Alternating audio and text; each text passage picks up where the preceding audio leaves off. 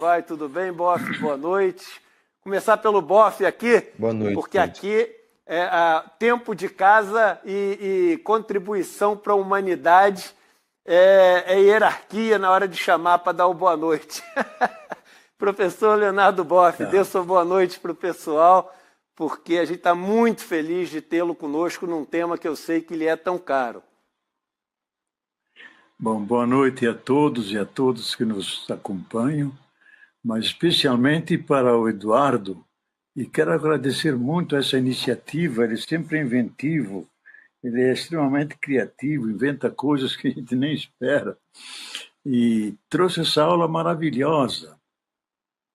Eu quero agradecer o Eduardo por tudo aquilo que ele faz pelo ICL, que eu sempre digo, é a única grande revolução pacífica feita na história brasileira, envolvendo milhares de pessoas pelo conhecimento, e conhecimento que liberta e não domestica.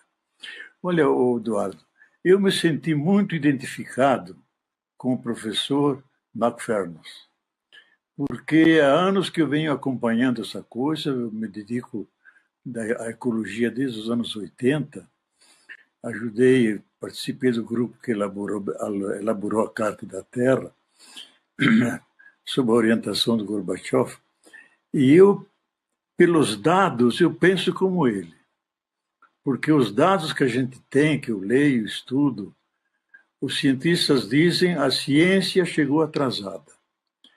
Nós não podemos fazer mais nada em termos de salvar. O que nós podemos é mitigar antecipar, alertar para os efeitos que vêm e mitigar os efeitos, diminuir os desastres, mas não podemos evitá-los, porque a ciência chegou atrasada. Mas eu tenho uma diferença com ele, lógico, por duas razões. Por uma razão de fé, porque eu acho que Deus, e está na Escritura isso, é o apaixonado amante da vida, criou todas as pessoas com amor, e eu creio que Ele não vai deixar que a gente morra tão miseravelmente. Ele vai fazer alguma coisa. E a segunda é uma coisa mais dos historiadores, e quem acentuava muito era o Edgar Morin, que na semana passada faleceu, um grande pensador da ecologia, do curso do mundo. Ele sempre dizia, devemos esperar o inesperado. A história nunca é linear, ela dá saltos. Podemos olhar no passado. Temos que ficar atentos ao inesperado, porque a Terra pode dar um salto e mudar esse curso desastroso que foi muito bem pintado pelo professor com dados científicos. Não é uma abolação dele, algo apocalíptico ou alarmista, não. Os dados que temos são esses. Só para dizer, olha, há trilhões de toneladas de dióxido de carbono na atmosfera, trilhões de toneladas, que ficam por 100 anos lá em cima. E só no ano passado emitimos 40 bilhões de toneladas. Acrescentamos, só no ano passado.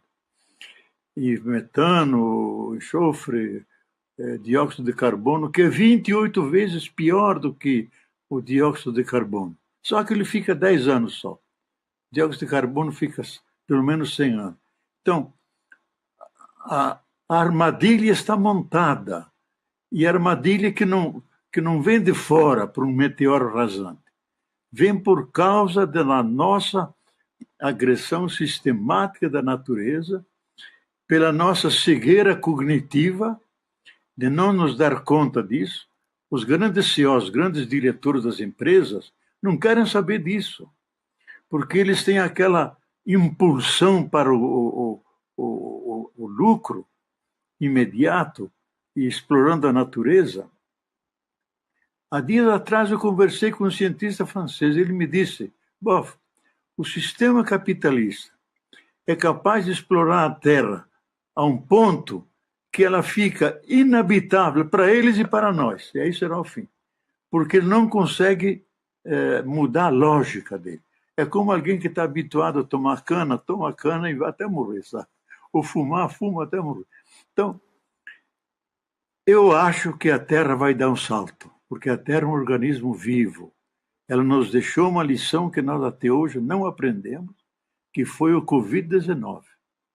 Atingiu só os seres humanos, não nossos gatos, nossos cachorros, nos fez parar para pensar que futuro nós queremos, como chegamos agora, e nós não aprendemos nada. Voltamos com mais furor ainda na acumulação. Então, eu acho que essa aula nos faz pensar. O importante é isso. Eu agradeço muito, Eduardo, por essa aula, porque nos obriga a pensar e atuar como se não tivesse essa catástrofe. Atuar como sempre atuamos, emitindo o menos possível gás de efeito estufa, tratando bem as pessoas, ter uma relação afetiva com a natureza, que são nossos irmãos e nossas irmãs, que é a última encíclica do Papa Francisco, Fratelli Tutti, todos irmãos e irmãs. Então, ter essa relação afetiva com todas as coisas, fazer funcionar não tanto a cabeça, mas o coração, o afeto, a sensibilidade, a empatia. Se nós conseguirmos transformar isso num hábito, nós vamos respeitar todas as coisas. E aí a Terra vai ter piedade de nós, porque ela é nossa mãe. Ela quer ver seus filhos vivos. E ela vai criar uma consciência que, de repente, todos se dão conta, podemos morrer, estamos em cima do abismo, vamos mudar. E mudam. Eu acho que vai chegar esse momento. Maravilha, querido professor. Deixa eu só te falar uma notícia boa. Exatamente nesse segundo, o Eduardo Marinho aqui me deu aqui uma atualização. 200 pessoas já entraram na comunidade do ICL só durante essa sua resposta, né? Então, realmente, gente, é maravilhoso isso. Eu acho que é um dos momentos que a gente mais precisa chamar as pessoas para construir comunidade, e a gente tem construído uma comunidade importantíssima para o nosso país, e acho que pode ser uma comunidade importante para o mundo mesmo, sabe? E hoje, realmente, uma condição que foi a condição do mês passado, mas que foi o jeito que a gente viu hoje de poder, enfim, trazer uma coisa bacana no meio de tanto assunto difícil. E está fazendo um maior sucesso nos comentários o gorro, né? Então, aqui, ó, o gorrinho hoje do ICL. Vou até ficar mais um pouquinho com ele, porque está frio pra caramba aqui dentro. Espero que você me mande, porque eu estou com um gorro indígena da Guatemala aqui. Lindo também esse seu, professor. Mas vou mandar com certeza. Vou mandar para o Bruno também. Professor Bruno, queria agradecer muito. Seu trabalho é um trabalho muito importante, muito bem feito. Você que tem um canal, né? Eu queria depois, enfim, um podcast, queria que você falasse depois para as pessoas também, para poderem te seguir, usasse esse espaço. Uma das ideias do ICL é valorizar cada vez mais pessoas que fazem um trabalho muito bem feito. Você é geógrafo, você é especialista nessa questão do clima, e a gente queria te trazer hoje também, porque, obviamente, um cientista americano do Arizona, etc., olha de uma maneira muito mais macro o que está acontecendo. Mas as pessoas estão muito preocupadas sobre essa questão mais micro também. Aqui, quando eu digo micro no sentido, a gente está olhando do continente inteiro, né? De micro não tem nada, mas no sentido da nossa realidade aqui. E hoje saiu, professor, esse dado, né, do maior Instituto Europeu de Previsões de Médio Prazo, piorando as previsões em relação ao Super El Niño. Até de todos os cientistas que fazem parte ali do comitê, todos menos um acreditam que esse El Niño vai ser o que eles chamam de historical El Niño, e não um super El Niño, ou seja, o maior El Niño de todos os tempos. Eu queria que você nos desse um update de onde é que a gente está em termos de previsões, né? E depois a gente entrasse um pouquinho, e aí vão ter várias dúvidas das pessoas, na questão aqui do Brasil mesmo, né? O que as pessoas de diferentes regiões podem esperar. Bom, boa noite, Eduardo. Boa noite, Leonardo. Grande referência aí na minha trajetória militante. Que prazer estar com vocês. Obrigado ao ICL por essa baita oportunidade. Eu sou geógrafo de formação e sou especialista em clima e políticas públicas. E, Eduardo, a gente está diante de um dos maiores desafios da nossa geração. É ruim dizer isso, e eu compartilho do sentimento negativo do professor que pôde compartilhar o início desse encontro, Porque logo na nossa vez de viver, a gente está diante de um desafio que nenhum outro ano, nenhuma outra década da humanidade vivenciou. A gente está diante de um desafio de espécie. E o que se avizinha é um super El Niño, um El Niño histórico, que vai desafiar não só o meio ambiente, mas também a capacidade do poder público de se preparar, encarar o El Niño e encarar o pós-El Niño. Tendo em vista que os eventos climáticos extremos, eles impactam o dia a dia das pessoas, mas também são capazes de desestruturar o tecido social e a capacidade de resposta dos governos. É verdade que as previsões desse Super El Niño, elas começaram há algum tempo, então também não tem como a gente dizer que não deu tempo de se preparar, e também é verdade que essas previsões foram se confirmando ao longo dos últimos meses, até culminar nesse comunicado dessa agência europeia, de que, de fato, as previsões elas não só estão apontando no sentido correto, mas talvez elas estejam aquém do que realmente a gente vai enfrentar. Aqui no Brasil, a gente já teve impactos muito brutais dos impactos desse El Niño, né? Então a gente pode estar falando aí do impacto do El Niño de 2023, 2024, que foram 2 anos, a gente vai se lembrar da seca recorde na Amazônia, do Rio Grande do Sul, da Serra do Rio de Janeiro em Petrópolis, de São Sebastião e todo o litoral norte de São Paulo. Essa foi uma prova. Dos incêndios, né? Também, uma né, Bruno? Pequena prova. Oi? Dos incêndios também, né? Exatamente, né? Provocado por essa seca constante. Então, essa foi uma pequena prova do que está vindo por aí. E dentro do movimento climático socioambiental brasileiro, tem uma frase que é um pouco humorística, assim, mas que, na verdade, tem um fundo bem pesado, que nós estamos no ano mais frio dos próximos anos das nossas vidas. E esse ano mais frio dos próximos anos pode ser o ano mais quente já registrado em toda a história. Então, os desafios são muito grandes. Eu espero poder compartilhar com vocês ao longo desse papo aqui um pouco tanto dos impactos previstos para cada região do estado, mas, sobretudo, quais são os caminhos que governos precisam adotar e que as pessoas individualmente podem adotar para se preparar para esse Super El Niño. Eu queria só mostrar na tela aqui 2 conceitos. Eu deixei, quando você não pode abaixar é quando você deixa cair tudo, né? Então, assim, eu queria só mostrar aqui na tela, Bruno e querido professor, Bruno e professor Boff, 2 conceitos importantes que ele ensinou e de que a gente falou aqui, né? Antes, deixa eu só dar boas-vindas, tem um monte de gente entrando, eu gosto de dar boas-vindas para as pessoas que entram para o ICL, já passou de 300 o número de pessoas que entraram, só enquanto você respondia mais 100.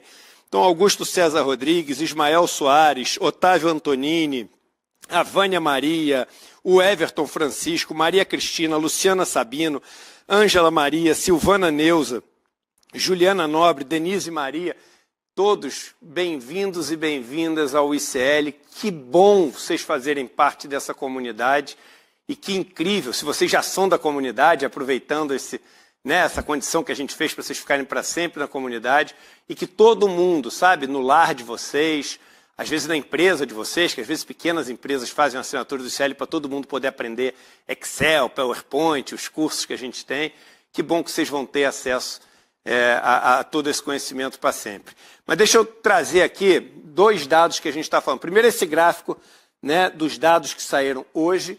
Né, eles foram, quem diagramou eles, porque eles vêm numa tabela, quem diagramou eles foi o Jeff Berardelli, que é um comentarista e especialista em clima, dos mais famosos lá dos Estados Unidos, e ele mostra aqui nesse gráfico, né, as previsões de todos os cientistas em relação ao El Niño.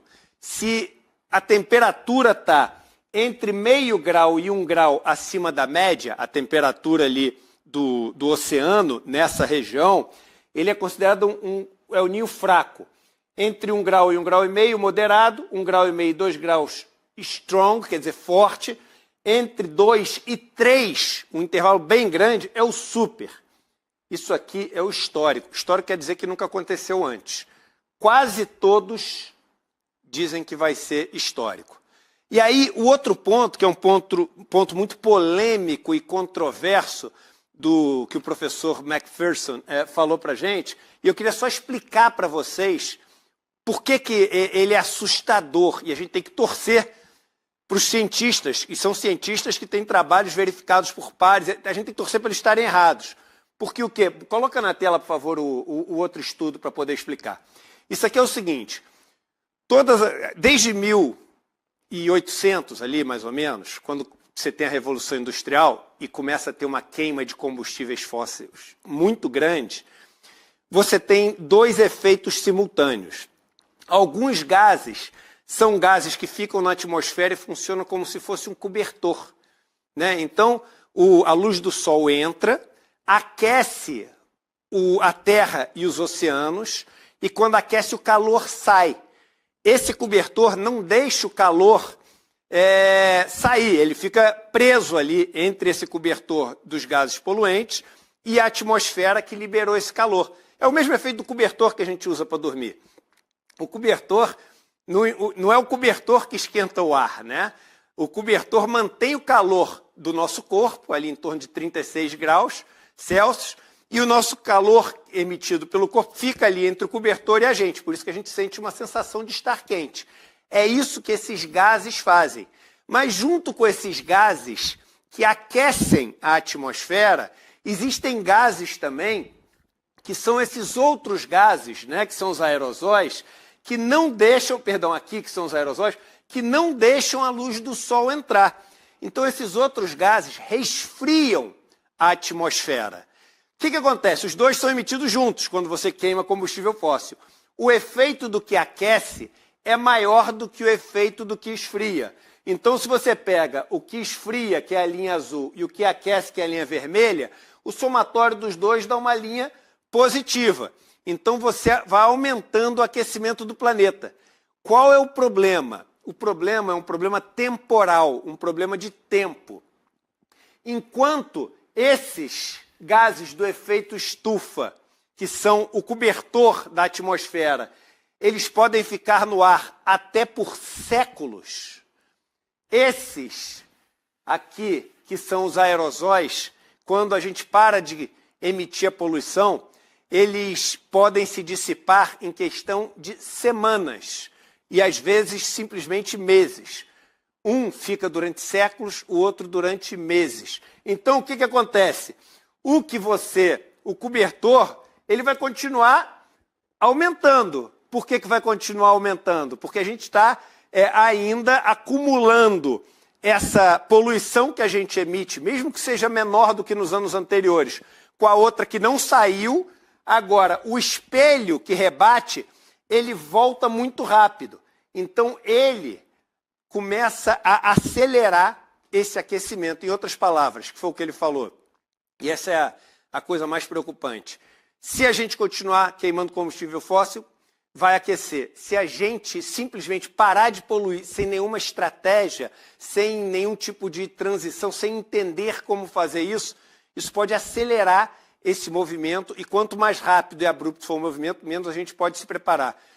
Não é sinal de que eu concordo ou não concordo. Eu assisti a aula dele e tem cientistas que acham... Nenhum cientista discorda desse efeito, tá? Os cientistas discordam da magnitude desse efeito. Eles têm visões diferentes. Fato é que a temperatura realmente está todo ano subindo mais rápido do que as pessoas esperavam, corroborando, talvez, essa hipótese aqui dos aerosóis. Eu acho importante, enfim, a gente falar sobre tudo isso, porque aqui é um espaço das pessoas aprenderem, né, o que está sendo dito, até para questionarem, até para debaterem, até para irem perguntar para os seus professores, mas para terem uma visão crítica mais consciente disso. E aí, Boff, eu queria te passar uma coisa que me pareceu muito franciscana, no sentido de São Francisco de Assis, né? Quando ele chega e no auge desse desespero, onde ele responde uma coisa que eu acho foi tão chocante para mim quando eu vi ele falar o seguinte, eu falei, e aí, qual a solução? E ele falou, não sei. Isso é muito forte, sabe? A gente ter a humildade de falar não sei, porque se todo mundo assumisse que não sabe, talvez a gente sentasse junto. Mas como todo mundo diz que sabe, as pessoas querem provar que o dela é certo, que o do outro é errado, e ninguém senta junto. Vira essa disputa de ego, de quem está certo e quem está errado. E aí, quando ele fala o não sei, ele fala o que me resta é por cuidar de alguém hoje, nem que seja cuidar de uma salamandra. O que me resta é poder ajudar outras pessoas. Então, eu achei muito interessante, apesar de ser uma pessoa que diz não acreditar em Deus, ter caído nesse lugar da espiritualidade, né, Boff? Porque a espiritualidade, ela não é uma derivação da religião. Pode ser também, mas hoje as ciências, as new science, biologia, os novos cientistas, especialmente nos Estados Unidos, eu recebi recente um livro do Stephen Rockefeller sobre espiritualidade e democracia, dizendo que a espiritualidade é da essência do ser humano. O ser humano tem inteligência, tem vontade, tem emoções, mas tem na sua profundidade a espiritualidade, que ela se manifesta por esses gestos: solidariedade, compaixão, amor, empatia. Eu lembro que um dos grandes, foi o primeiro a receber o Prêmio Nobel da Paz, Albert Schweitzer, que era um grande organista, um grande pensador, renunciou a tudo, foi para a África criar um hospital para ancenianos, para leprosos. E ele, lá dentro, tinha tempo, escreveu 3 volumes sobre o respeito. E é o grande pensador sobre o respeito. Ele disse: se você vê um bichinho, e aí ele cita o texto bíblico de de dar de comida e alimento o mais pequenininho dos seus irmãos. Se você vê um bichinho se afogando, estica um pauzinho, salve ele, que você se transforma num salvador. E quando vier o grande juízo, esse bichinho vai te agradecer que você salvou ele. Então, essa preocupação de não matar nenhum ser. São nossos irmãos e irmãs. Eles têm o mesmo código genético. São irmãos e irmãs, não porque São Francisco chamava. Pela ciência, hoje nós sabemos, por James Watson e Crick, descodificar o código genético, todos os seres vivos têm a mesma fórmula de base. Somos, de fato, irmãos e irmãs. Então, irmão tem que salvar irmão. E ter essa biofilia que foi introduzida por Edward Wilson, esse amor à natureza. Eu conheci ele lá em Nova York, e ele me assustou porque dizendo: olha, Boff, a gente estava lá para discutir se a Terra é mãe terra, etc. Por ano, dada a agressividade do ser humano, estão desaparecendo entre 70 e 100 mil espécies de seres vivos. Pela agressividade do processo industrialista, da relação não afetiva, mas violenta dos seres humanos. Isso é uma hecatombe. E dizem mais ainda, e 1 milhão estão ameaçados de desaparecer.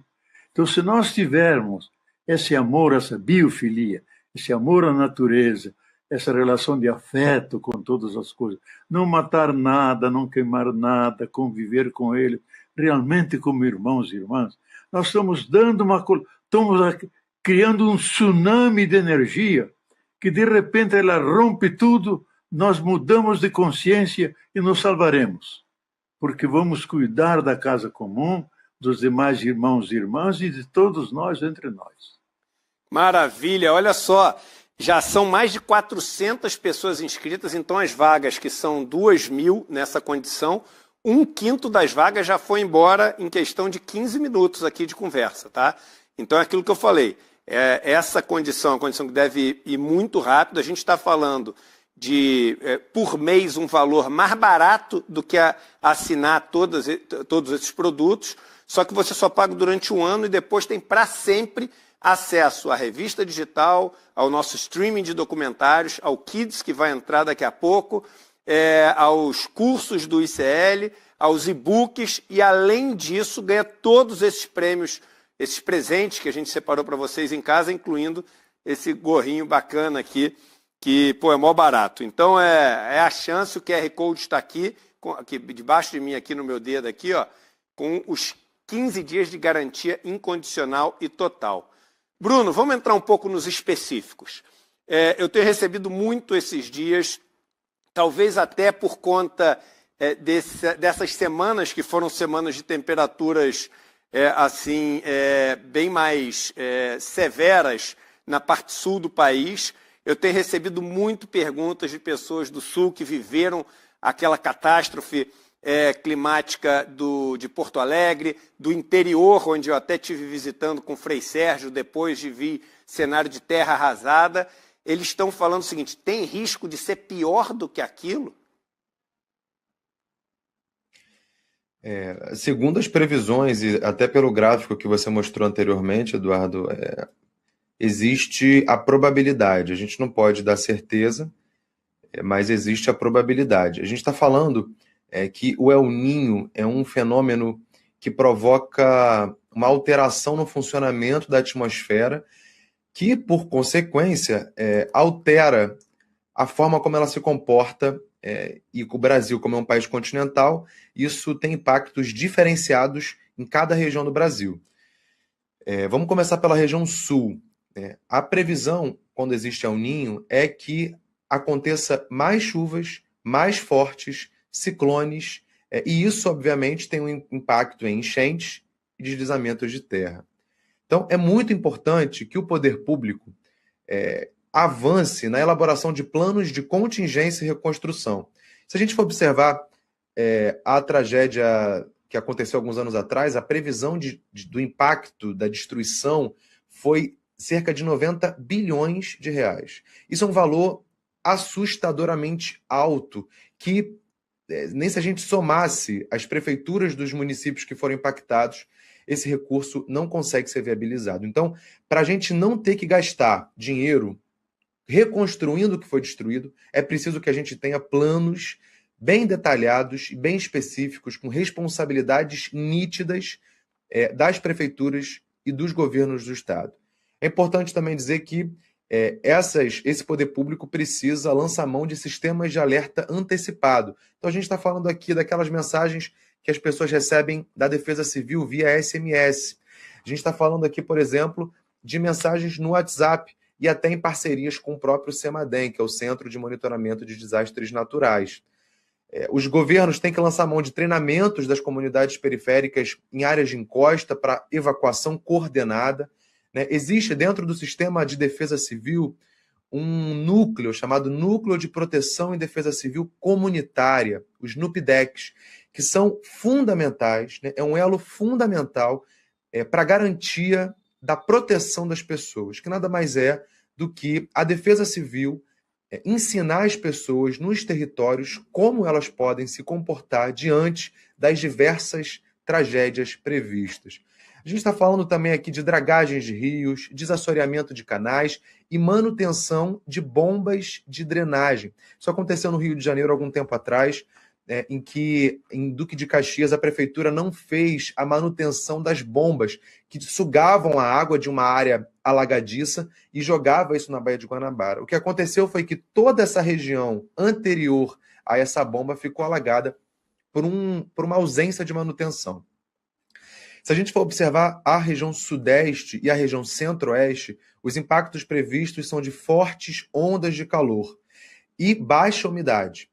Então, a gente está falando aqui, por exemplo, da potencialização das queimadas no Pantanal e no Cerrado Brasileiro. Então, é fundamental que os governos estaduais e, sobretudo, o governo federal lance mão de programas e projetos de controle do fogo. E aí a gente está falando aqui do fortalecimento dos brigadistas, do manejo integrado do fogo, da contratação antecipada e da coordenação desse corpo de brigadistas, e algo fundamental que é a organização e a estruturação antecipada de logística humanitária para populações ribeirinhas e indígenas, sobretudo na região da Amazônia, que provavelmente vai enfrentar uma seca absurda.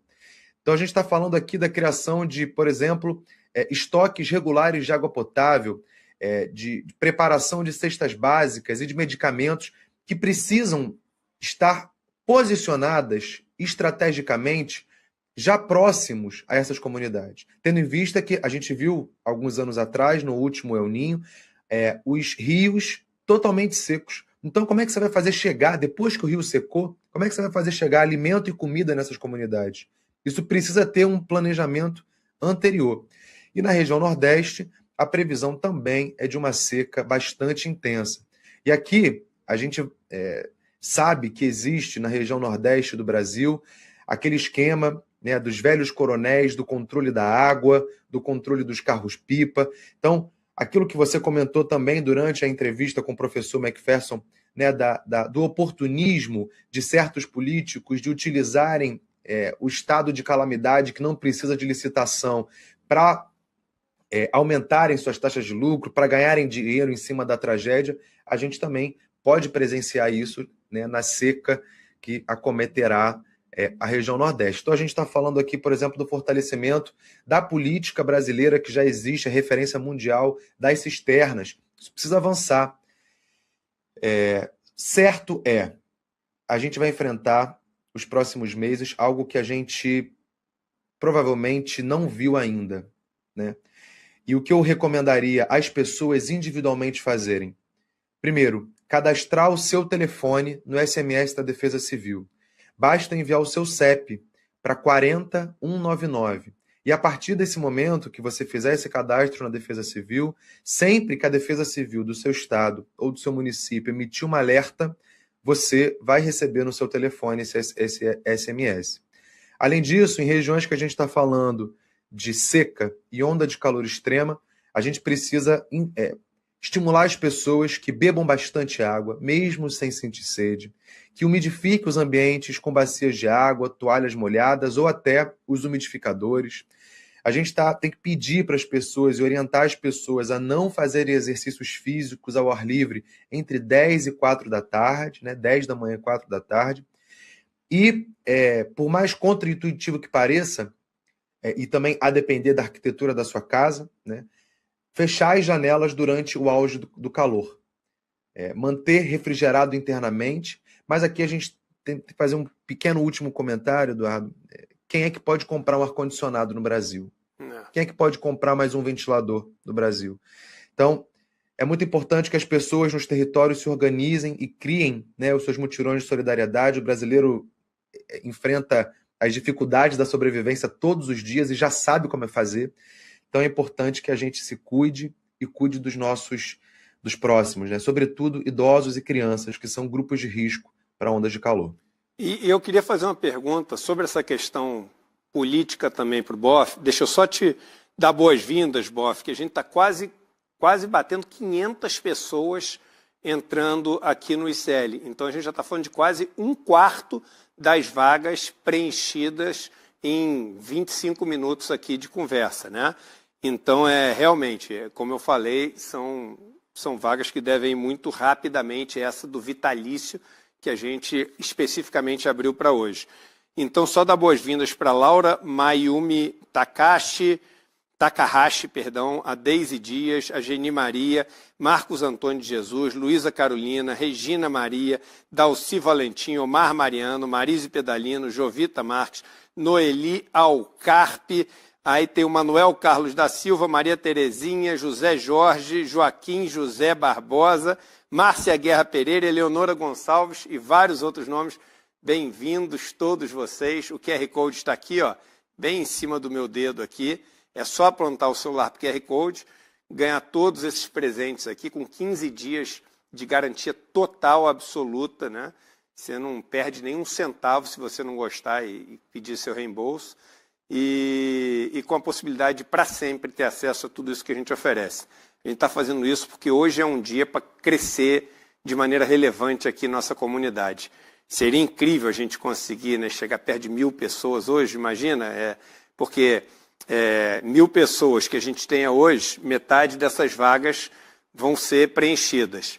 Até amanhã, né, que tem o replay ali que a gente passa, etc., provavelmente as vagas todas preenchidas. A gente está falando de 2% de acréscimo em 2 dias da nossa comunidade. E isso é muito, muito, muito especial conseguir um número assim. Deixa eu só fazer uma pergunta para você, querido Boff, que é o seguinte: existe um problema seríssimo, né? Se o Bruno quiser comentar também depois, fica super à vontade, que é o seguinte: a gente está em ano eleitoral, né? E você limpar a tubulação que fica debaixo da terra, você criar uma piscina que vai acumular água antes de ter a enchente, dá muito menos voto do que você contratar o show do Gustavo Lima ou do, sei lá, Zezé de Camargo e Luciano. Isso dá muito menos voto do que inaugurar, né, uma praça nova, toda pintada, que um ano depois está toda ruim, etc. Então a gente está num ponto, é estranho a gente ter que implorar por isso, né? Mas a gente está num ponto onde a gente tem que implorar para os governantes serem humanos, né? Ou seja, para os caras pensarem nem que seja um pouco, não no projeto de poder deles, mas para eles pensarem que tem várias vidas que estão nas mãos deles, né? Para eles poderem proteger. Então é um ano difícil, né? Para a gente, ano eleitoral é sempre um ano difícil para a gente exigir mudanças estruturais naquilo que protege o cidadão, né? Como é que você vê isso, professor? Bom, primeiro eu quero agradecer a colaboração do Bruno, muito interessante, bem detalhada e concreta, e foi muito bom. E quero agradecer todos esses que estão entrando. Gente, vocês não sabem o que é o ICL. É uma universidade aberta ao universo.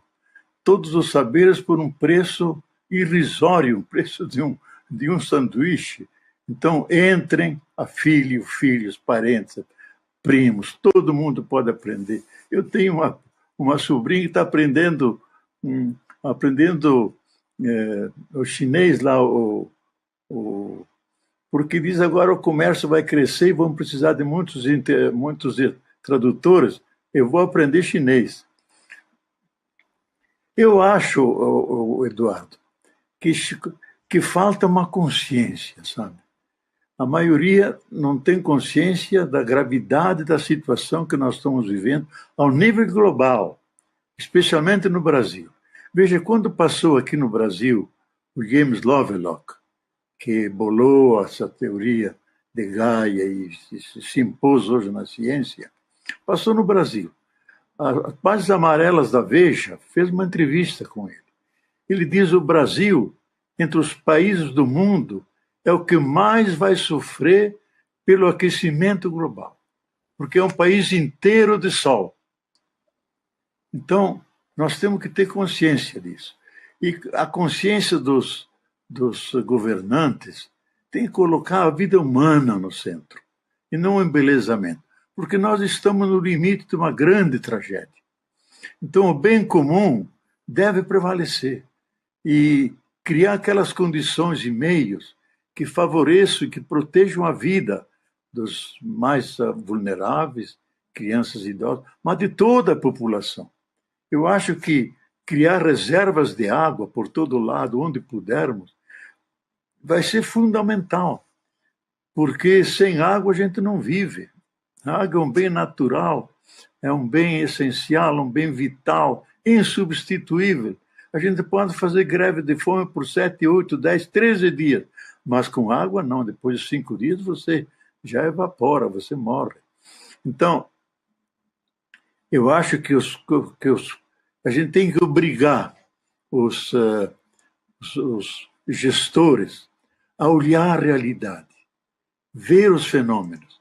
Eu sei que muitos gaúchos, ainda conversei com vários deles teimosos, que não tiraram as consequências daquele grande desastre de anos atrás. Não viram, não fizeram a conexão entre El Niño e esse efeito. Não é uma coisa da natureza, é uma coisa que acontece. Não, é uma coisa que, se a gente não cuida, vai ser se repetido e de forma cada vez mais dramática. Então, não só a adaptação, porque alguém adapta, está junto ao rio e adapta. Não, a prevenção. Prevenção é fundamental, buscar lugares mais altos, mudar de lugar, e não adianta só adaptar-se, porque a adaptação vai ser destruída. Também a adaptação onde é possível, mas fundamentalmente a prevenção, como muito bem o Bruno disse aqui, com todas as letras. Então, eu acho que é uma questão de consciência, a gente tem que apertar essas pessoas, votar em pessoas que têm consciência ecológica, que pensam no bem comum da toda a comunidade e que tenham consciência dos riscos que estão chegando aí. Nós estamos vendo os fatos. Os fatos não negam, estão aí e têm que ser interpretados. Não como uma coisa meramente natural que vai e passa, não. Ver as relações causais. A nossa relação com a natureza é agressiva, nós destruímos demais, emitimos demais gases de efeito estufa. Então, devemos moderar o mais possível isso. Devemos também moderar o nosso tipo de consumo. Bom, a maioria dos pobres, coitados, não pode falar isso, porque eles estão na sobrevivência.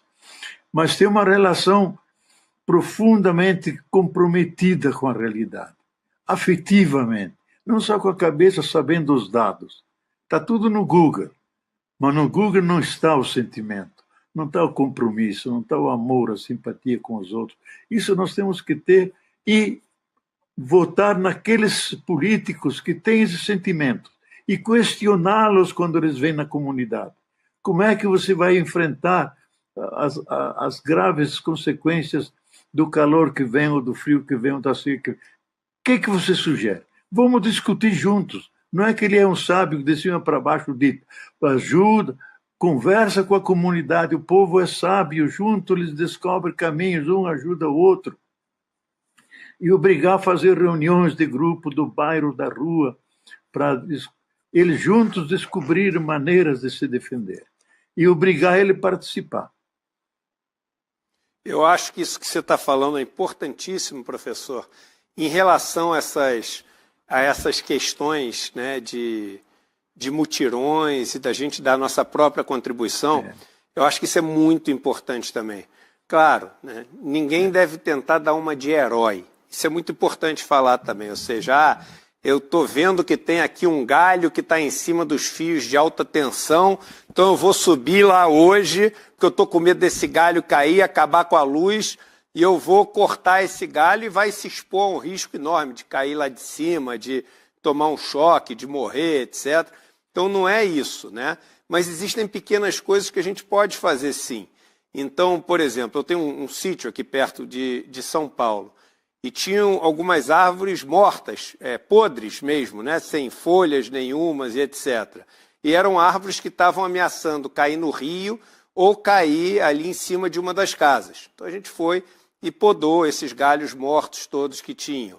A gente tem as casas que as pessoas têm, muitas casas, tem ali as calhas das casas, tem os sistemas de drenagem das casas. Poxa, são coisas que as pessoas podem ter o cuidado também de manter limpos essas coisas. Todo mundo tem o hábito de jogar lixo que entope bueiro, etc. Pô, a gente fazer a nossa parte, sabe? Para não dar essa contribuição para o alagamento das ruas.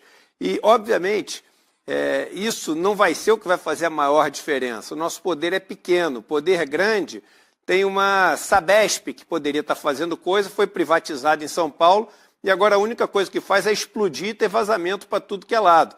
Um caos, faltam pessoas aqui para poder atender. Quem podia fazer coisa de verdade era a Enel, que foi privatizada aqui em São Paulo. Estou dando exemplo de São Paulo, mas que vale para o Brasil inteiro. E que quando tem agora um problema como esse que eu falei das árvores e etc., que demora assim, uma eternidade. Em São Paulo teve gente que ficou nas últimas tempestades uma semana sem luz. Isso é um prejuízo enorme que ninguém repõe. Toda a comida que tem na geladeira, toda a comida que tem no congelador, que para muitas pessoas faz toda a diferença do mundo, né? Ninguém repõe esse negócio. Então, a gente tem que cobrar, sim, a diferença maior, até pela questão de recursos e de verbas, é o poder público que tem, mas eu acho que cada um de nós pode dar essa contribuição. E aí vale o papel da associação de moradores do bairro, vale às vezes até aquele grupo de WhatsApp da rua que as pessoas têm. É mais do que nunca um tempo da gente tentar, nem que seja para se defender da tragédia, se unir. Entendeu? Eu sei que é difícil quando você fala uma frase assim, na mesma hora surge um monte de comentário. Mas que adianta se unir com terraplanista? E o cara não sei o quê, é um fanático religioso, nem adianta falar. A primeira reação nossa é sempre essa. Só que é o seguinte, não se trata de estar certo ou estar errado nessa história, se trata de enfrentar um desafio que é um desafio único, né? na nossa geração e nas gerações que nos antecederam. Provavelmente ninguém teve que passar por essa geração. Então não tem opção. Não tem opção, a gente tem que estar junto nessa história. E tem que encontrar um jeito de estar junto. Tem que encontrar um jeito de estar junto, entendeu? Até porque, né, Bruno, que era uma coisa que eu ia te perguntar na tua última resposta, e eu andei dando uma estudada sobre isso, mais de curioso, não sou um especialista no tema, mas as pessoas confundem muito achando que o El Niño é como se fosse uma tempestade. Ou seja, passou o El Niño, passou a tempestade, acabou. Tem até aquele ditado, né? Depois da tempestade vem a bonança, né? Ou seja, depois as coisas estão bem. Mas não, né? Os efeitos de um El Niño muito forte, eles perduram durante anos, não é isso? Os El Niños e as Laninhas, né, como o professor disse na aula, eles têm um ciclo de... Eles vão se alterando entre normalidade, Laninha e El Niño. E a previsão desse El Niño é que ele persista pelo menos até fevereiro de 2027. Então a gente está falando que no Brasil o próximo verão vai ser muito quente, né? E um outro impacto que a gente vai vivenciar nos próximos meses é, obviamente, a quebra da safra dos alimentos, né? A plantação dos alimentos ela está baseada na previsibilidade e na atmosfera que ela é estável, na estabilidade da atmosfera, né? Na estabilidade das estações do ano. Se a gente está falando de mudanças regularidade, climáticas, assim, já estamos... digamos. Exatamente. A gente já está 1,4 graus Celsius acima da temperatura média do planeta, né? Desde a Revolução Industrial. Então, como o professor disse, a gente parte nesse El Niño de uma linha base muito alta.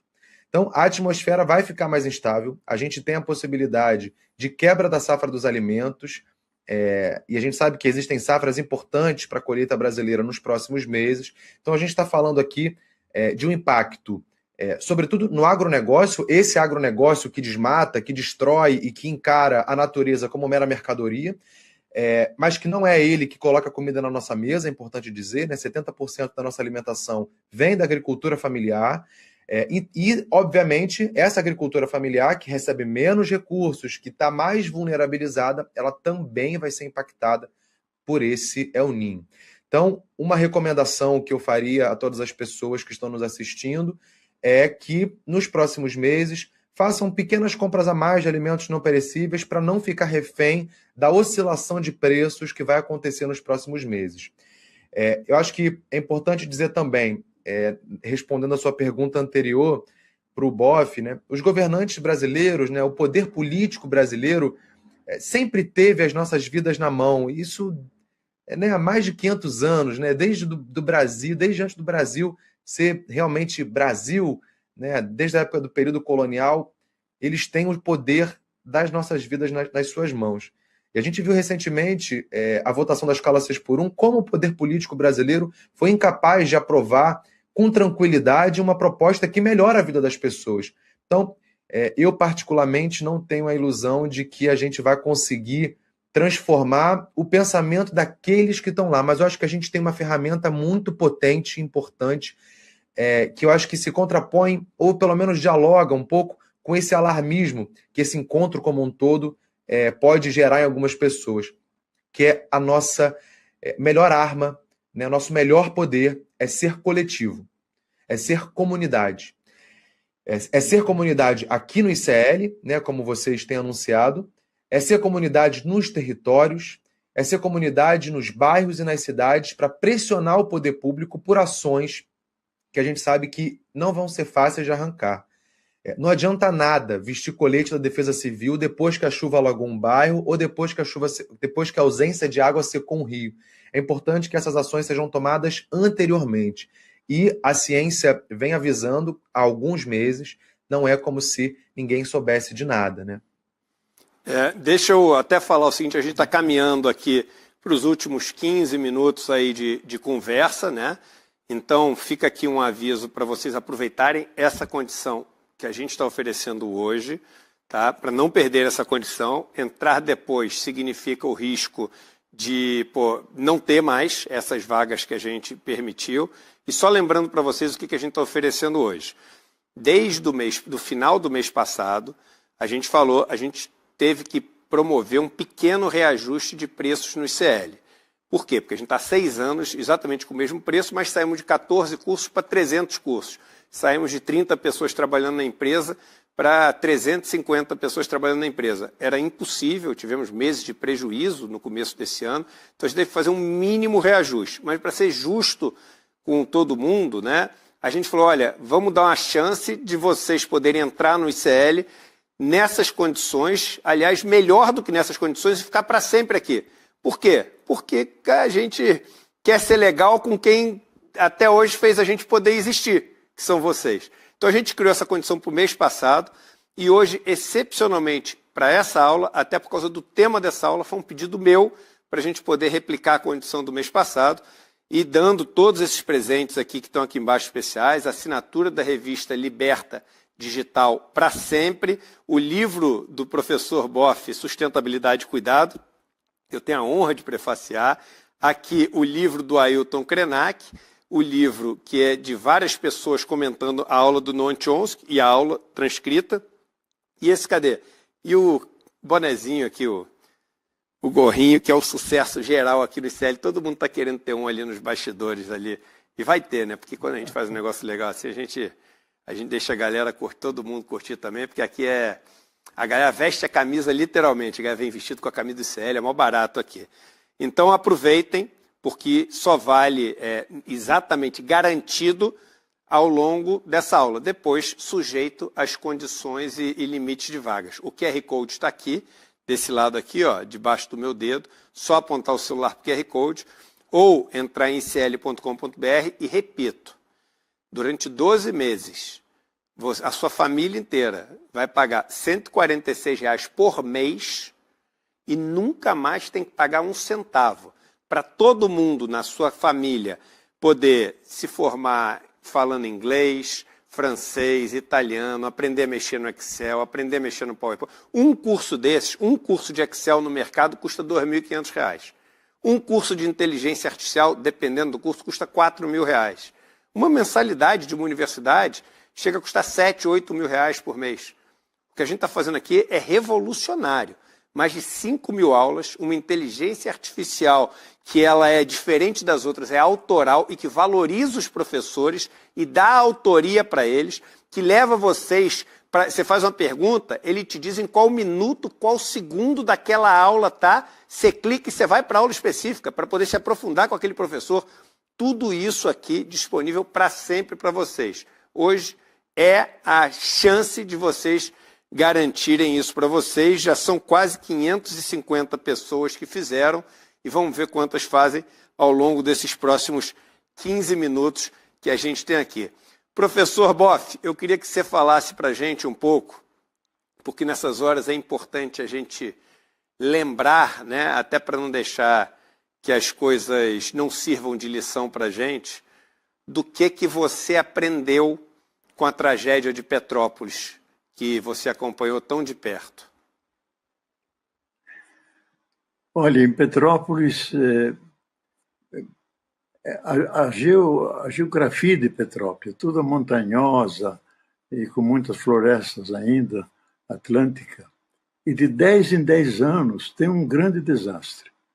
Há 10 anos atrás, 2001, foi no vale a caminho de Teresópolis, onde morreram mais de 100 e tantas pessoas.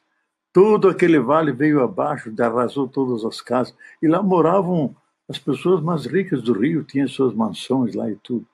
E, há 2 anos atrás, aqui no Morém, que veio toda uma montanha abaixo, morreu muita gente, morreu mais de 200 pessoas. Então, o nosso problema é que nós temos um Centro de Defesa de Direitos Humanos aqui, e a gente faz muita visita às comunidades, instrui como fazer, de cuidar de suas casas. Como não há terrenos, eles constroem nos morros. Todo mineiro, todo que vem do Nordeste, não chega no Rio, fica aqui. Então, temos um problema real e a prefeitura sempre alega não temos terrenos para construir as casas. Agora, o que a gente notou, e é muito bonito, é a imensa solidariedade, seja da população de Petrópolis, seja de gente do Rio de Janeiro, que vieram para cá, psicólogos, gente que tem alguma especialidade, pessoas do povo que vieram, porque é uma das coisas bonitas do povo brasileiro. A solidariedade é uma das dimensões mais profundas do ser humano. Colocar-se no lugar do outro, sentir a dor dele, estender a mão, ajudar o mais que pode. Então, o que a gente recomenda sempre é vocês cuidem que a casa não esteja... Plante muita plantas, porque ela suga a umidade. E não deixe o solo puro, simplesmente. E cuidem para que não haja deslizamento, olhem as pedras e, quando haja risco, escutem os sinais que são dados. E se refugiem na escola, na igreja e deem à vida o valor e a centralidade que ela tem. Então, nós estamos numa situação perigosa que a gente não sabe nem direito o que fazer, por causa da geografia da própria cidade. Mas temos feito muito. Por exemplo, o nosso Centro de Defesa construiu mais casas para os que ficaram sem casa do que a prefeitura. Construímos, durante alguns meses, 230 casas. Em mutirão. Cada um pagava um pouquinho, mas sempre... E conseguimos de amigos da Europa que nos mandassem dinheiro, mas não investimos tudo. Tudo feito em mutirão, um ajudando o outro, e assim, com aquele pouco de dinheiro, construímos 230 casas. E muita gente ainda hoje está morando em casa paga socialmente. Mas nós estamos olhando sempre as casas abandonadas, tem que ser reformada, colocar a prefeitura lá, e eu tenho falado até com o prefeito sobre isso. Mas temos que ter a prevenção e a adaptação para que haja menos vítimas, que cada vez são mais de 200, 300 pessoas que morrem. Infelizmente. É impressionante, Boff. E você usou uma palavra aí, uma expressão que fala, poxa, que a gente não sabe o que fazer, né? E muitas vezes não sabe. Por isso que o que o Bruno falou é tão importante, né? As pessoas, elas estão dispostas a fazer alguma coisa. E eu achei muito curioso, Bruno. Teve um post que eu fiz alertando para o Super El Ninho, e para você ver onde chega a vaidade das pessoas, né? Ele teve uma repercussão gigantesca. Aí tiveram alguns canais, inclusive de esquerda, né, do campo progressista, que ficaram enciumados de aquilo ter tido, enfim, uma audiência muito grande, muitas vezes. E aí fizeram reportagens que era o seguinte: será que temos razão para nos alarmar tanto? E não sei o quê, que era o contrário, só para poder, diminuir o negócio, como se fosse uma disputa por audiência, irmão. Como se fosse uma disputa por audiência. É por isso que eu estou falando, eu não sei se foi você ou o Boff que falou, que a gente passa a funcionar de um jeito e a gente se torna escravo daquele jeito que a gente funciona e não tem situação nenhuma que consegue nos tirar daquele jeito automático de funcionar. Como é que você vai disputar a audiência no momento onde as pessoas estão disputando a vida? Estão disputando se vão conseguir ficar vivas ou não, entendeu? Então, eu acho que sim, isso que a gente está fazendo aqui é alarmista, mas por que é alarmista? Porque alguém tem que soar o alarme. O alarme tem que ser soado. Ser alarmista não significa dizer que estamos paralisados de medo, não significa igual aqueles quadrinhos que a gente tinha do Cebolinha, com todo um correndo atrás do outro sem saber o que fazer. Significa o seguinte: caramba, né? E agora? E agora é por isso que a gente está aqui junto. É por isso que a gente está aqui junto, para a gente poder conversar um pouco sobre esse e agora. Você já deu várias dicas que as pessoas têm que fazer. O professor está compartilhando experiências dele, mas eu acho que cada vez mais a gente tem que se tocar de que é para estar alarmado, sim, é para estar muito preocupado, sim. Eu não julgo quem está desesperado, mas o nosso grande desafio é transformar essa energia toda numa energia de ação, uma energia da gente fazer coisas que vão nos proteger efetivamente para o que virá. Você viu ao longo das últimas semanas medidas de governantes, etc., que fossem nessa direção um pouco melhor, Bruno? A gente teve recentemente, né, o ministro Flávio Dino, do STF, que intimou no dia 25 de maio que tanto o governo federal quanto os estados que fazem parte da Amazônia Legal e do Pantanal a informar em 10 dias quais seriam as providências adotadas diante desse aumento significativo de riscos, por exemplo, dos incêndios florestais. Eu achei muito importante essa medida do ministro Flávio Dino, mas eu acho que ela foi restrita demais geograficamente. Eu acho que essa medida deveria ter sido para todos os governos estaduais do país, né? A gente sabe que as prefeituras, boa parte delas não tem recurso para lidar com medidas de adaptação e, sobretudo, de reconstrução. Então, os governos estaduais precisam exercer um papel ativo na gestão desse risco. Eu queria alertar também a todo mundo que é pai, que é mãe, que tem seu filho na escola, sobretudo nas escolas públicas, aqui da região sudeste, da região centro-oeste, que vão ser as regiões com maior quantidade de calor, tendo em vista que, quando acontece essa onda de calor, o que acontece nas salas de aula é que elas se transformam em verdadeiras saunas de aula, em que os nossos estudantes e os nossos professores ficam expostos a temperaturas de mais de 45 graus, em que é impossível, humanamente, aprender e ensinar.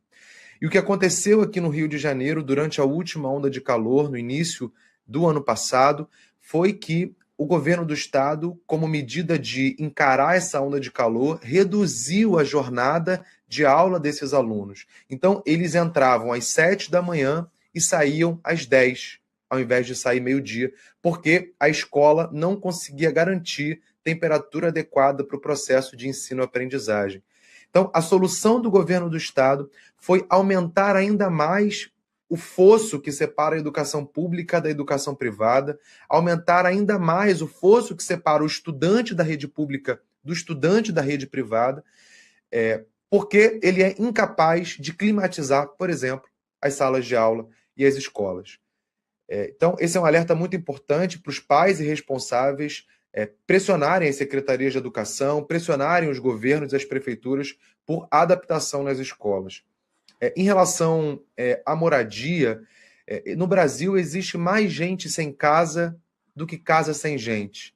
Então, não é aqui como se a gente precisasse de vultuosos volumes de recurso para a construção de imensos conjuntos habitacionais para receber essas pessoas.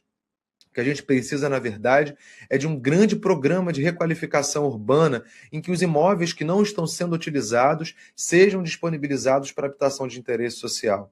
A gente está falando aqui de um processo que o Ailton Krenak tem uma fala muito incrível em que ele diz: a gente precisa abrir buracos de florestas nas cidades, porque a gente precisa não só proteger o que a gente tem ainda, mas a gente precisa regenerar, a gente precisa restaurar, a gente precisa de políticas de arborização urbana, a gente precisa regenerar os corpos hídricos, porque um rio que enche, que transborda, nada mais é do que um processo natural dele de extravasamento das suas margens, né? Um rio ele é dinâmico, quando tem menos água ele fica mais fino, quando tem mais água ele expande o seu fluxo. E a gente, nas grandes cidades, aprendeu que o certo é canalizar esses corpos hídricos e quando eles extravasam a gente reclama, né? Aqui no Rio de Janeiro, por exemplo, é um território historicamente alagadiço, historicamente é um território de mangues e brejos que a cidade se colocou em cima e para fazer isso aterrou. E agora quando alaga a gente diz que a culpa é dos deuses, que a culpa é da natureza, quando na verdade a culpa é nossa, né? Nossa, não minha e sua. né? Culpa dos agentes políticos, dos poderosos que ao longo de anos vêm construindo esse país. E eu acho, Eduardo, para concluir, que esse sintoma que você trouxe de uma certa resposta não alarmista ao alarmismo que a gente vem apresentando é um sintoma mais profundo de um problema mais grave que acomete a esquerda brasileira, que é fechar os olhos para a crise climática, apesar de dentro do governo existir pessoas e ministras, né, que falam sobre isso, né? Dentro do governo e dentro das estruturas de poder brasileira, ainda que na esquerda, a gente encontra muita dificuldade de fazer a discussão socioambiental avançar. Né? Não à toa a gente está brigando para não explorar petróleo na foz do Amazonas, né? Para não expandir os poços de petróleo no nosso país.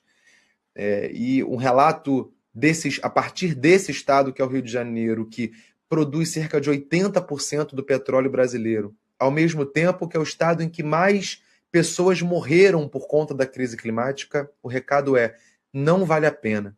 Né? Se petróleo significasse dinheiro, Macaé seria a nova Dubai. E a gente não vê isso acontecer.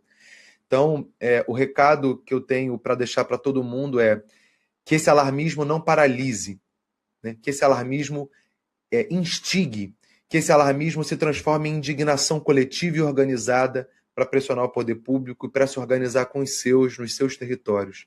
E um último recado, reforçando aquilo que eu já disse, envie o seu CEP por SMS. Eu sei que é uma coisa que a gente não faz mais hoje, é utilizar o SMS, mas existe essa função no seu telefone ainda. Então, envie o seu CEP para 40199. E a partir desse momento, você vai receber todas as informações relacionadas ao clima e ao tempo da sua cidade, enviado diretamente por quem, dentro da estrutura brasileira de poder, quem tem as melhores condições de te alertar sobre os eventos climáticos extremos, que é a Defesa Civil. Então, faça isso com seu telefone e oriente as pessoas que você ama, e até as pessoas que você não ama também, a enviarem o CEP para 40199 e receberem todos esses avisos da Defesa Civil. Calma aí, falta você dar um recado. Qual que é o seu blog? Como é que o pessoal pode te acompanhar e etc? Bom, eu crio conteúdo socioambiental e climático no @BrunoPeloClima, no Instagram. Se vocês forem na página do ICL, tem uma collab recente que a gente fez justamente sobre esse El Niño. E eu sou apresentador do podcast Planeta A, que é @Planeta Podcast no Instagram. É um podcast em que a gente dissecou as mudanças climáticas na primeira temporada, 11 episódios com grandes nomes da ciência climática brasileira. E depois a gente aprofundou ainda mais a discussão sobre o que causa a mudança climática. Né? Não é só necessariamente o combustível fóssil, mas é todo o modelo de produção capitalista que se utiliza desse combustível fóssil para reproduzir a vida como a gente conhece hoje. Pô, maravilha, Brunão. Te agradeço já de antemão. Você que foi assim, em cima da hora, se organizou todo para estar aqui com a gente. A gente ia ter hoje a ex-ministra Marina Silva. Ela teve uma questão pessoal, não pôde participar, mas você representou, viu, esse papel de falar com propriedade sobre a questão climática, sobre essa questão, eu até diria o seguinte, sociopolítica ambiental, né? Porque no final das contas é tudo um emaranhado aí que se retroalimenta e que interfere um no outro. Então, cara, eu te agradeço muito e sugiro que as pessoas sigam aí o Bruno. Como é que é o @ novamente? Bruno Peliclini? Bruno Pelo Clima. Bruno Pelo Clima. Eu achei que era algum sobrenome. Poxa, tá vendo? Foi até bom que agora vai reforçar em todo mundo. Bruno Pelo Clima. Muito bom. Professor Boff, vamos saber aí quais são suas palavras de inspiração, qual é a sua última mensagem para a gente. Você que está com a gente, é importante dizer, gente, aqui já quase 600 pessoas entrando agora no ICL, está batendo quase 600, você está batendo estamos chegando perto de 1/3 das vagas que a gente tem disponibilizadas para esse vitalício. E o professor Boff está com a gente desde o começo, né? Eu sempre falava, ele é um patrono do ICL, ele é decano, ele é tudo, mas eu acho que ele é o anjo da guarda do ICL, isso que eu acho que ele viu? Porque realmente, como ele como ele nos abençoa e protege aqui no ICL. Passo a palavra para você, querido professor. O Bruno falou da indignação, que é importante a gente se indignar contra as coisas ruins e, ao mesmo tempo, ter a coragem de se organizar para mudar essas coisas ruins. Eu diria que, face a essa situação que é dramática, usar a palavra de Paulo Freire, esperançar. Esperançar não é esperança, que você cruza os braços e espera para ver o que vai acontecer. Esperançar é você colocar os meios, as condições para que a esperança aconteça.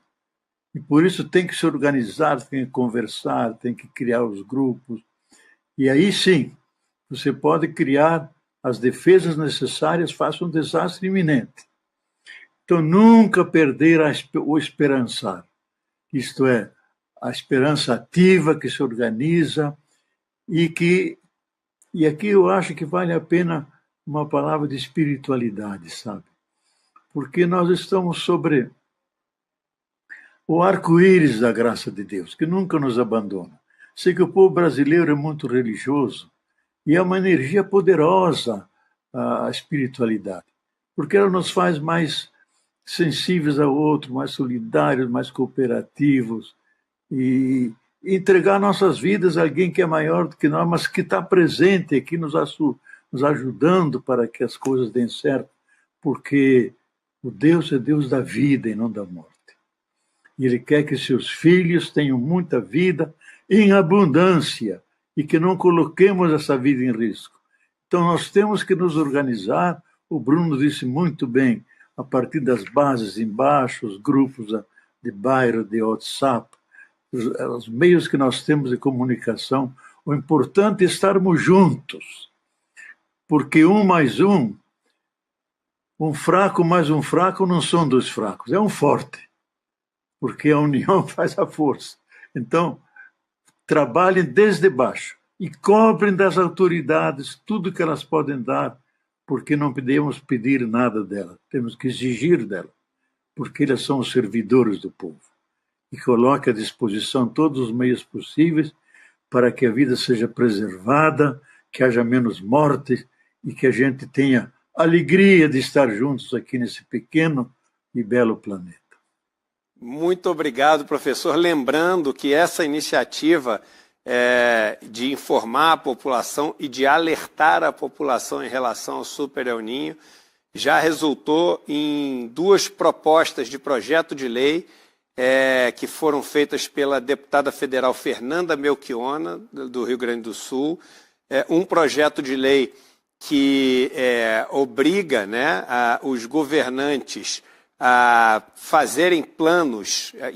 Os projetos de lei foram até colocados logo antes da questão do Dino, né? Eu até espero que possa ter, de alguma maneira, ter influenciado ali, mas um deles é para punir os governantes que, sabendo por antecedência, através dos órgãos oficiais destinados para esse estudo e pesquisa, sabendo dessa possibilidade de um evento extremo climático, não se prepararem para isso, então punição para essas pessoas, inclusive com cassação de mandatos e etc.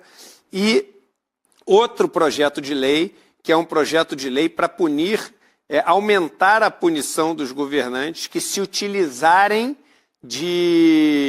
desses estados de emergência, desses estados de tragédia, para poderem promover práticas corruptas, essas compras superfaturadas, etc. Ou seja, aumentando a punição deles. Então, é aquela história, a gente está fazendo nossa parte, a gente provocou, a deputada federal Fernanda Melchiona, que é uma deputada absolutamente espetacular, ela propôs, e aí isso entra naquele emaranhado difícil de avançar e compreender, que é o emaranhado político, né, de Brasília, do país inteiro. Mas nosso papel é esse, nosso papel é cobrar e provocar as pessoas. Agradecer muito todo mundo que esteve com a gente hoje, agradecer novamente ao professor Guy McPherson pela sua gentileza e prestatividade, agradecer as 600 pessoas que entraram nessa 1 hora de bate-papo, entraram para fazer parte do ICL. Lembrando que você tem 10 mil pessoas ainda assistindo aqui com a gente. vocês que estão assistindo, aproveitem essa chance, né? Ao sair, ou apontem para o QR Code, que vai ficar mais um tempinho na tela, ou entrem em icl.com.br, as pessoas tiram todas as dúvidas, se pode pagar em boleto, dividir em 2 cartões, porque não tem o limite, o que vocês tiverem de dúvida, a turma aqui vai tirar com toda a gentileza do mundo, mas não percam essa chance, não. Entrem para ver o que é o ICL. Esse é o convite e o pedido que eu faço para vocês. Se amanhã achar que não é legal, que não gostou, você tem o reembolso, tem 15 dias para pedir esse reembolso inteiro, você não tem risco nenhum, mas o pedido é o seguinte, experimenta, para você poder ver que realmente tem algo muito especial em curso acontecendo aqui no nosso país e que a gente quer que vocês participem disso. Um grande abraço para vocês e seguiremos atualizando as pessoas em relação a esse Super El Niño, em relação à questão climática e contribuindo do jeito que a gente puder aqui no ICL para cuidar e proteger vidas. Um abraço para todo mundo. Valeu, gente. Bom, meu nome ICL não é só, na minha visão, não é só um instituto de conhecimento liberta como se identifica, né? Ele faz um processo emancipatório na sociedade, que é isso que a sociedade precisa. Eu venho acompanhando muito as questões que o ICL sempre publica, né? As palestras, né? Aquelas aulas magnas, né? Sobre a questão do Brasil, essa coisa toda, né? Essas aulas magnas que eles fazem com grandes pensadores, como Gessé de Souza. Aí é uma questão não só de solidariedade, mas também uma ajuda mútua, né? E o conhecimento, quando se trata de conhecimento, é uma coisa muito importante, porque o conhecimento faz necessário adquirir o conhecimento.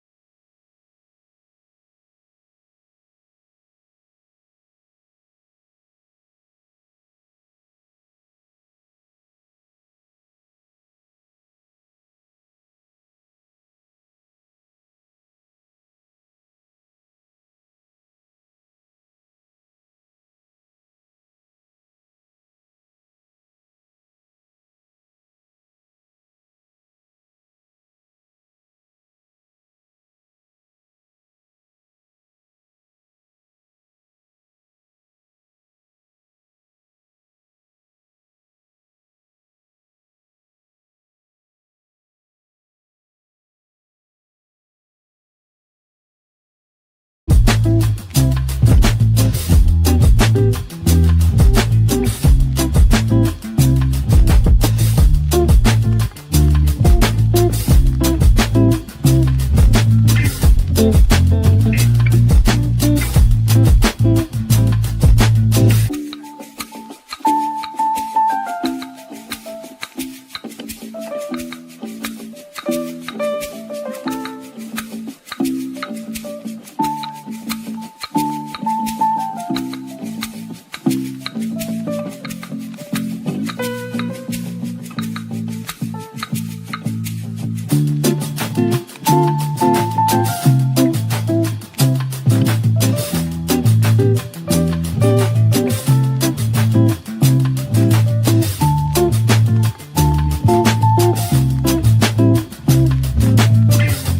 you.